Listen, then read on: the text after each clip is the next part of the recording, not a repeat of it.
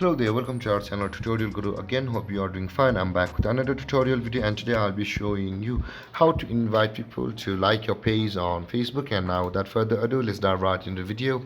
But before that, don't forget to like, subscribe, and hit the bell icon for more videos. Okay, let's open up our page first. To do that, let's open up our Facebook app. And after opening the Facebook app, to open our page, you can see the three-line icon in the top right corner of the screen. Tap over there, and after that you can see the pages option available over here just below the memories. Tap on pages, and you can see the tutorial guru is over here. Let's tap on tutorial guru, and let's minimize this, and let's not do this. Let's first go to the page itself, and if you want to and now to invite people to like your page on Facebook, you can see the invite friends option available over here.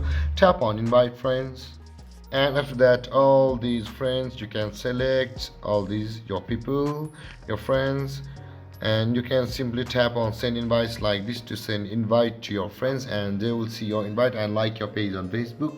And there guys, this is how you invite people to like your page on Facebook. And if you have any confusions or questions regarding the topic, don't hesitate to comment in the comment section below, and don't forget to like, subscribe, and hit the bell icon for more videos.